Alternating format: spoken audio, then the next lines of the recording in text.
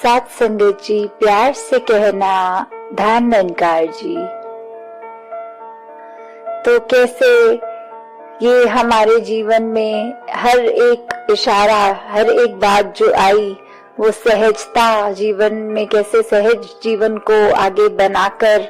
हमें जीना है, और कैसे स्थिरता कि हमारा एक मन इस प्रभु परमात्मा पे जब टिक जाएगा, इसकी जानकारी लेके हम कैसे इस परमात्मा का अंश हैं, जब ये बात पता चल जाती है, अपना असली रूप हम पहचान लेते हैं, तो जीवन में ये स्थिरता आती है। और स्थिरता की जर्नी जो एक हमारे अंदर है, वो जर्नी इनसाइड आउट की बात है, ये आउटसाइड इम्पॉसिबल नहीं है कि हम अगर ये सोचें कि आसपास माहौल हमारे मुताबिक हो जाएगा तो हमारा मन स्थिर हो जाएगा। नहीं, ये हमें अपने अंदर मन को पहले इस परमात्मा से जोड़कर ही स्थिर करना है, और उसी के बाद ये हमारी स्थिरता की जर्नी चल सकेगी। ये सफर हमारा वहां से शुरू है जब हम ये जान लेते हैं कि हम अपने अंदर स्थिर हैं, तो बाहर की कोई भी चीज चाहे वो कितना डामाडोल भी करती हो, तो भी हम अंदर से मजबूत हैं, हमारी जड़ें मजबूत हैं, हम अंदर से पक्के स्थिर एक रस रहने वाले।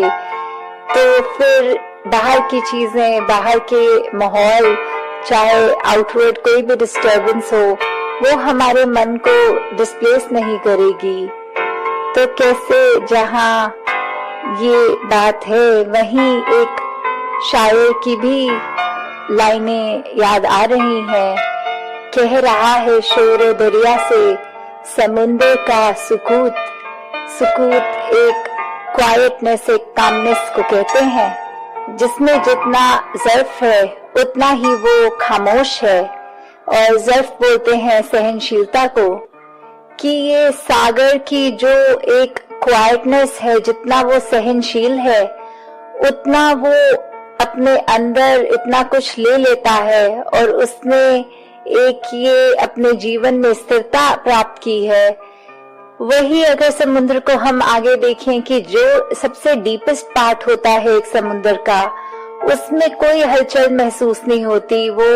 इतना गहरा, इतना बड़ा विशाल होने के बावजूद उसमें एक टर्बुलेंस नहीं होती, वो पानी ज्यादा हिलता हुआ नहीं दिखता।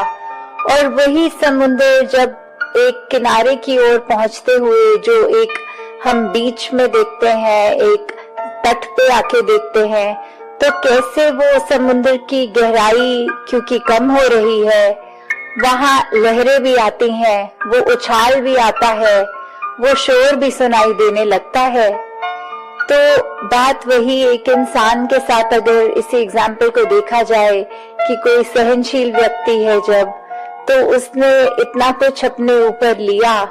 फिर भी उसकी स्थिरता कैसे कायम इस प्रभु के साथ जुड़कर जो उसने करी है, तो वो उसको कुछ कहने की भी जरूरत नहीं, उसके एक्शन से, उसकी बॉडी लैंग्वेज से ही पता लग जाता है कि ये कैसे एक अंदर से अलाइंड, एक बहुत स्थिर इंसान है। और वहीं एक अगर इंसान देखा जाए जो इसलिए उसकी बातों से भी पता चल जाता है कि वो स्थिर नहीं है, कि इतना उछाल, इतना उसके टेम्परमेंट में फ्लक्चुएशंस का आना, और ज्यादा किसी ने कुछ कह दिया तो छोटी छोटी बातों को मन पे इस तरह बिठाना, तो वहीं से ही एक अनुमान लगाया जा सकता है कि एक व्यक्ति के जीवन में स्थिरता किस प्रकार है। तो एक एग्जाम्पल भी दासी ने पढ़ा था कि एक जो लाल चींटियां होती हैं और एक काली चींटियां होती हैं, उनको किसी ने एक जार में डाल दिया और उनका नॉर्मल बिहेवियर ही चल रहा था, सब इधर उधर अपनी जैसे नॉर्मल उस ग्लास के बर्तन के अंदर आराम से चल रहे थे और एकदम मिक्स होके चल रहे थे। फिर वो व्यक्ति जिसने वो बर्तन पकड़ा था, उसने उस जार को एक दो ऐसे जोर के झटके दिए और फिर ऑब्जर्वेशन में ये आया कि अब उनके ये माइंडसेट्स अलग हो गए चींटियों के। जो लाल चींटियां थी वो एक ग्रुप की तरह बन गईं और जो काली चींटियां थी वो एक ग्रुप की तरह, क्योंकि काली चींटियों ने सोचा कि लाल चींटियां हम पे अटैक करना चाह रही हैं और सेम लाल चींटियों ने सोचा कि हमें काली चींटियों से एक खतरा है। तो हम अपने जीवन में देखें कि काफी बार एक डिस्टर्बेंस करने वाले एलिमेंट्स जो होते हैं, किसी ने अगर हमें एक अपनी फितरत के हिसाब से तंग करना ही अगर उनकी फितरत में है, तो वो तो हर एक कोशिश करेंगे कि कहीं हार्मनी से भी एक किसी का घर परिवार, एक कामकाज या एक किसी के जीवन में अगर एकदम अच्छी तरह सब कुछ जैसे चलना चाहिए वैसे चल रहा है, तो भी वो एक डिस्टर्बेंस करना चाहते हैं। कैसे एक मन में यही बात कि जैसे एक को लगा के दूसरे की गलती है और दूसरे को लगा के पहले की है, और जबकि ये सारा एक साजिश कहें कुछ कहें, ये तीसरे की एक कर्म होते हैं जिसने दोनों को डिस्टर्ब किया और खुद अपना सामने भी नहीं आया, उनके दिमाग में ये आया भी नहीं कि हो सकता है हम में से किसी की भी गलती ना हो, पर एक ये थर्ड फैक्टर कोई है जो हमें डिस्टर्ब कर रहा है। तो कैसे एक हमने यहाँ पे भी देखा कि अगर हम अपने अंदर स्थिरता कायम करेंगे तो ये विवेक, ये हमारा दिमाग भी उस तरह एक बेनिफिट ऑफ डाउट जहाँ देता है, फिर हम नॉर्मैलिटी की तरफ आ जाते हैं। फिर वो स्थिरता मन में एक मजबूती प्राप्त कर सकती है, सहज जीवन बन सकता है।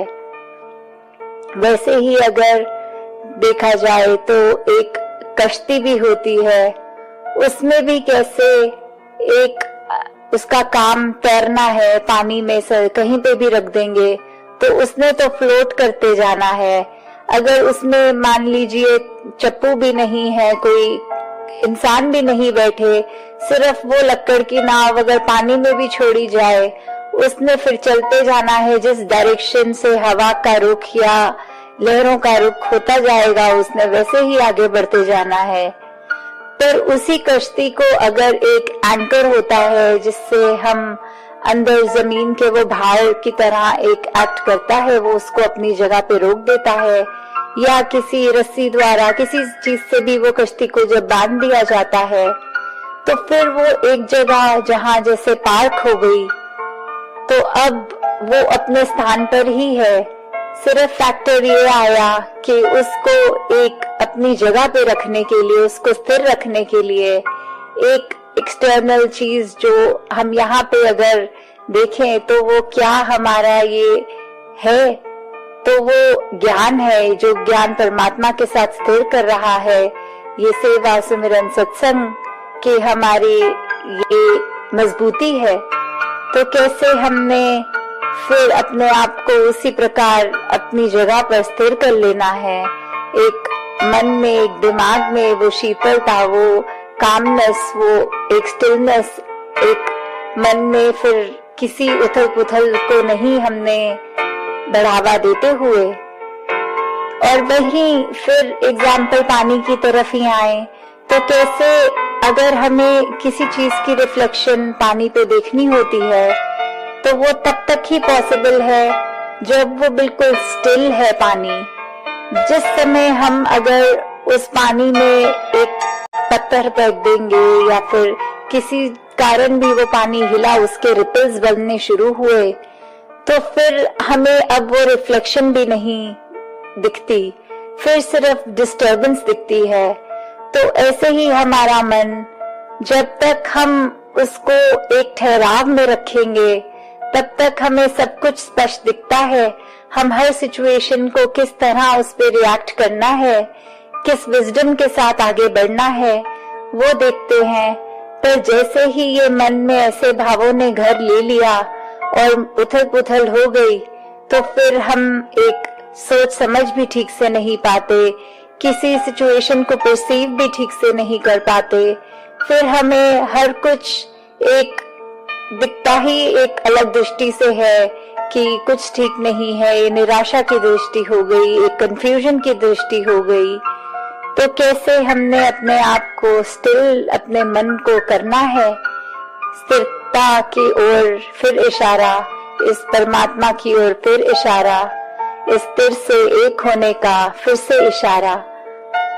तो कैसे हम अपने जीवन में जहाँ सत्संग, सेवा, सुमिरन को भी एक बना लेते हैं कि ये हमारा आधार है, इसी के थ्रू हमने परमात्मा के उस निरंकार प्रभु को याद रखना है। फिर हम अगर ये नजरिया देखें कि अगर हम सेवा, सुमिरन, सत्संग भी इसीलिए ही कर रहे हैं कि हमारे जीवन में एक दिखावा हो कि दास सबसे पहले सत्संग टाइम से पहुंच जाता है और अंत तक रहता है, या फिर कोई रीजन ऐसा जो भाव तो मन में सत्संग सुन के गुणों को अपनाने के नहीं थे, पर एक ऐसा कि शायद मेरी प्रशंसा हो जाए, शायद मैं एक किसी की गुड बुक्स में नोटिस में आ जाऊं। तो अगर इस भाव से सत्संग कर रहे हैं तो भी वो सत्संग जीवन में स्थिरता नहीं ला पाएगी। अगर हम सुमिरन भी कर रहे हैं इस परमात्मा का, पर कर इसलिए रहे हैं कि कोई मटेरियलिस्टिक उपलब्धि के लिए या कोई ऐसी चीज हमारे शरीर के लिए, कोई आर्थिक एक पैसों के लिए, कोई प्रोजेक्ट्स के लिए, कोई उस तरह की चीज कर रहे हैं, तो फिर हम स्थिर नहीं हो पाएंगे। क्योंकि इस प्रभु से जुड़कर इसके शुक्राने भाव में अगर नहीं है, वो भाव नहीं है, तो फिर वो सुमिरन भी सुमिरन नहीं है। क्योंकि सुमिरन का भाव ही इस निरंकार को याद करना है, इससे अपनी भूले बख्शवाना है। तो अगर भाव ही वो नहीं तो वो सुमिरन भी सुमिरन नहीं। और आगे वही सेवा को अगर हम मानते हैं एक आधार अपनी स्थिरता की ओर जातेगा, तो वो भी अगर ये बात है कि उदाहरण के तौर पे किसी की अगर ड्यूटी ये लगी है कि आपने सत्संग में आना है, तो सबसे पहले पहुंच के ये आपने चेक करना है कि दरियां ठीक लगी हों और सारी स्विचेस, लाइटें, इनको ऑन करना है, माइक को टेस्ट करना है, म्यूजिकल इंस्ट्रूमेंट्स को देखना है ठीक है। और उसके बाद जब सत्संग चल रहा होगा तो आपके जहां बाहर सब जूते उतारेंगे महात्मा अंदर आने के लिए, तो उनको ठीक से रख के उनको टोकन देना है। ऐसी ही उनकी ड्यूटी सालों साल अगर चल रही और फिर एक दिन उनकी ड्यूटी बदल दी जाती है और बोल देते हैं कि अब आपने वो सुबह अर्ली आके दरियों को चेक नहीं करना, माइक को चेक नहीं करना, आप जैसे जोड़ों पे रहते थे कि वो जूतों की सेवा कि वहां सबके ऑर्गेनाइज करके और उनको टोकन देना, और उसके बाद आपकी ड्यूटी है कि जब एग्जिट पे होंगे तो सिर्फ एक प्रसाद सबको देना। तो कई बार इस फैक्टर को लेकर कि हम एक सेवा की एक्टिविटी से इतना जुड़ गए होते हैं कि वो भाव हमारा भूल जाते हैं। फिर हमारा वो कंफर्ट जोन बन चुका होता है कि एक रूटीन में आए और ये चीज इतने साल से की, तो आज कैसे हमारी सेवा बदल दी गई। और उसमें भी देखा जाता है कि कहने वाले कहते हैं कि अगर आप हमें पहले वाली सेवा नहीं दे रहे, एक आपने चेंज कर दी, एक पुरानी रख दी, तो इससे अच्छा आप दोनों सेवाएं हटा दो और कोई और ही कर लेगा, हमें नहीं करनी। तो कई बार एक सेवा का भाव जो एक फ्लेक्सिबिलिटी है, ह्यूमिलिटी है, एक दूसरों के लिए अपने आप को अर्पण करने का भाव है, तो जब वो फैक्टर नहीं रहा तो फिर सेवा भी फिर एक स्थिरता की ओर हमें नहीं लेके जा सकती कि हम उस एक्टिविटी से जुड़ गए और मन में भाव ऐसे आने लग गए कि हमसे अच्छी तो कोई कर ही नहीं सकता, तो आज कैसे ड्यूटी चेंज कर दी गई। तो उसी भाव से हम एक देखें कि काफी बार हमारे मनों को अगर हमने स्थिर रखा है तो अस्थिर करने वाले भी हम स्वयं ही होते हैं। तो कैसे मन को स्थिर भी हम खुद अपने ध्यान को इस परमात्मा से जोड़ के कर सकते हैं, और मन को अस्थिर भी हम खुद ही कर लेते हैं कि ये देखकर कि हमें एक चीज अगर कुछ डिस्टर्ब कर रही है तो उसमें ज्यादा ड्वेल करें, उसके अंदर और अपने आप को एक परेशान करें, या फिर उससे ध्यान उसी समय काट कर परमात्मा से वापस जोड़ लें। क्योंकि वो चीजों को हम, आउटर चीजों को हम बदल नहीं सकते, कुछ फैक्टर्स हैं उनको हम बदल नहीं सकते, पर अपने एक अंतर मन के ध्यान को उस परमात्मा से जोड़ना और उसमें कुछ पॉजिटिव ढूंढना तो हमारे हाथ में है। ये कैसे हम फिर ये देखेंगे कि अगर कोई चीज जो हमें डिस्टर्ब भी कर रही है, अस्थिरता की ओर भी लेकर जा रही है, फिर भी उससे हम अपने आप को एक अलाइन ना करते हुए, जैसे ही कोई अगर नेगेटिव थॉट आ रहा है तो चॉइस है या तो उसमें इतना घुस जाएं, उसकी गहराई में इतने चले जाएं कि उसको अपने ऊपर ही हावी होने दें और फिर स्वयं भी परेशान रहें, हर एक को परेशान करें, या फिर ये मानते हुए कि ये स्थिति को मैं अगर बदल नहीं सकता तो इससे परेशान होने की बजाय एक ऑल्टरनेट तरीका कि एक पॉजिटिविटी कहीं से उसकी, जैसे बोलते हैं every cloud has a silver lining, कि हर उस स्थिति में जो बिल्कुल मेरे मुताबिक नहीं है उसमें भी कुछ सही होगा, कोई बहुत अच्छा होगा। तो या तो मैं उसकी वो अच्छाई पकड़ूं, तो चॉइस है कि वो अच्छाई को पकड़ा जाए, उसमें जो स्थिति में से शिक्षा मिल रही है उसको देखा जाए,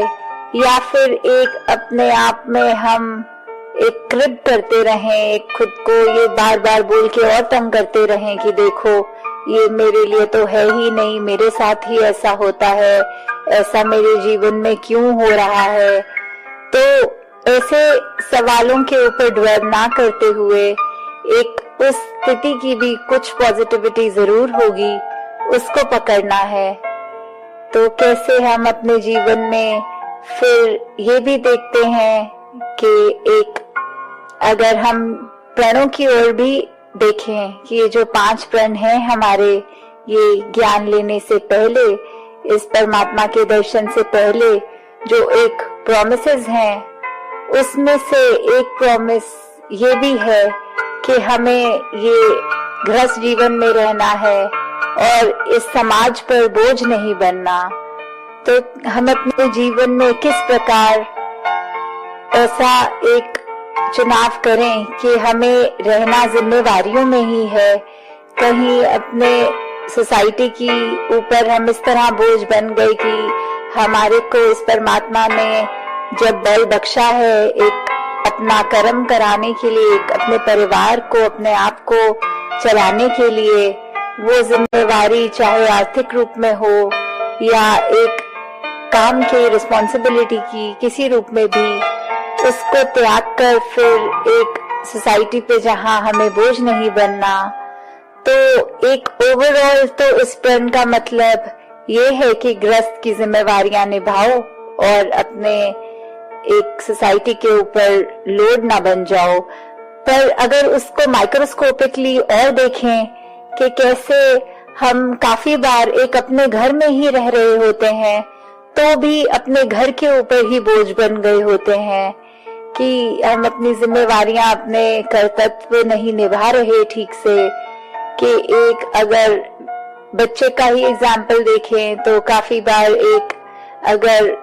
फैमिली यूनिट होने के लिए एक अपना रूम ठीक से ही बना दिया, या कुछ अगर मदर फादर जो भी हेल्प कर रहे हैं किचन में, अगर कुकिंग हो रही है तो साथ में वो बच्चे ने अपने एंड से सिर्फ प्लेट्स लगा दी। तो ऐसे छोटी उम्र से ही जब वो रिस्पॉन्सिबिलिटी का एहसास हो जाता है कि कैसे अगर घर में कुछ हो रहा है साफ सफाई तो अपना योगदान किस तरह दें। या फिर आजकल ये भी देखा जाता है कि काफी यूथ अपने फोन के गेम्स में ही लगे रहते हैं और अपने घर की तरफ अपनी जिम्मेवारी में कुछ कंट्रीब्यूशन उस तरह नहीं दे रहे। तो कैसे हम जीवन में एक इस प्रण को एनालाइज करें। तो जहां हमने गृहस्थ में इसलिए रहना है कि अपनी सारे इम्पोर्टेंट रिस्पॉन्सिबिलिटीज को इम्प्लीमेंट करें, समाज पे नहीं, वहां हम घर के अंदर रहते हुए ही घर पे बोझ बन गए। फिर एक कदम और अंदर लें तो काफी बार ये होता है कि हम स्वयं अपने ऊपर ही बोझ बन जाते हैं। कि एक बच्चे को फिर उदाहरण के तौर पे देखें तो उसको अगर चॉकलेट पसंद है तो उसको उसकी मदर अगर देती है कि एक टाइम बांधा हुआ है कि बच्चे मैं आपको महीने में 3 बारी ही दूंगी सिर्फ, तो वो उस बच्चे पर है कि फिर जब जब चॉकलेट मिल रही है उसका आनंद ले और उसकी वेट करे कि चलो अब मेरे को मिलेगी, वो एक नेक्स्ट टाइम वाली एक होप की बात। या यही उदाहरण को उस तरह देख लें कि अगर किसी को ये भी लगता है कि हम कोई चीज का अगर त्याग कर रहे हैं तो ये हमारी तपस्या है। अगर किसी को फॉर एग्जाम्पल आम बहुत पसंद है जो कि सिर्फ समर्स में ही मिल पाते हैं, विंटर्स में नहीं, तो फिर जब समर का सीजन है वो व्यक्ति इसलिए आम खरीद के नहीं खा रहा क्योंकि इसका मौसम तो चला जाएगा, तो फिर सर्दियों में तो मैं नहीं खा पाऊंगा, ये आम खाने की तलब इसकी एक जो रहेगी वो मेरी पूर्ति तब नहीं हो पाएगी, तो इसलिए मैं अब भी ना लूं। तो फिर इसको अगर इस तरह सोचे कि परमात्मा ने तो वो आर्थिक बल भी दिया कि जाके दुकान से आम खरीदा जा सकता है, आम को खाया जा सकता है, वो एक सीजन के सीजन ही आना है, तो जिस सीजन में है तो उस टाइम तो उसका आनंद लिया जाए। तो ऐसे काफी बार हम ये अपने मन को ही कठोरता की ओर ले जाना शुरू कर देते हैं, ये सोच के कि हमें एक चीज सामने होते हुए परमात्मा ने जो दी है उसको अगर उस तरह नहीं ले पा रहे क्योंकि आगे चलकर वो चीज होगी कि नहीं, तो संसार में तो हर चीज में ही अस्थिर होना है। इसका मतलब ये नहीं कि चीज जिस समय है उस टाइम उससे कट ऑफ किया जाए। तो ये चीजों को हम उस तरह एक अपने मन में देखें कि हमें गृहस्थ जीवन जहाँ निभाना है तो उसकी शुरुआत हमारी अपनी है, हमारे मन से, अपने कर्मों से शुरू करके फिर हम अपने घर में वो कर पाएंगे, फिर अपने मोहल्ले में, फिर अपने समाज में, फिर दुनिया के लिए एक वरदान जो बनना है। तो कैसे हमें अपने आप के ऊपर वो स्थिरता लानी है कि जब हमारे पास कुछ है तो भी निरंकार ने बख्शा है, उसकी उस समय कदर डालते हुए उसको उस तरह कोई मटीरियलिस्टिक चीज हो तो उसका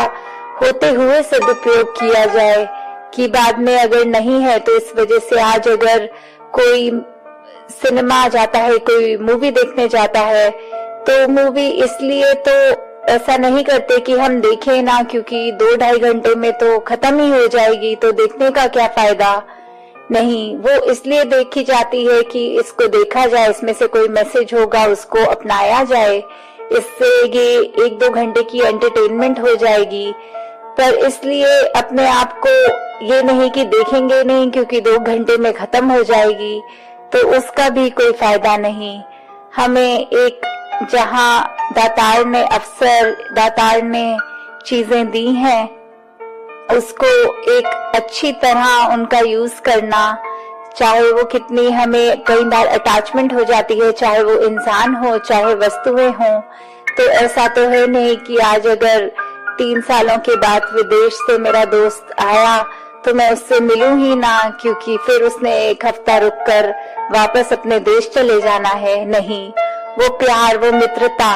उस 1 हफ्ते में भी जो मेल मिलाप होगा उसमें कितनी खूबसूरती से वो रिश्ते और गहरे होंगे कि ये अवसर जब सुनहरा मिला है, मिलने की रुत आई है, तो फिर वो एक मिल के उस रूप में भी आपस में प्यार बढ़ाया जा सकता है। तो कैसे हम अपने जीवन में ऐसे अनेक उदाहरण देख लें जहां हमारी चॉइस होती है कि हम स्थिर भी रह सकते हैं, अस्थिर भी। चाहे एक उदाहरण और एक पेंडुलम का ही लिया जाए कि एक वो अपनी जगह पर टिकता नहीं है, वो दाएं से बाएं चलता रहता है, तो उसमें तो स्थिर नहीं होना उसकी फितरत है। तो कैसे हमारी चॉइस है कि अगर हम उस मूवमेंट भरी चीज को देखते रहें बहुत देर तो धीरे धीरे थोड़ा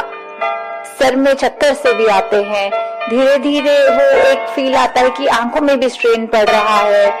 वो लगातार उस मूवमेंट को देखते ही वो एक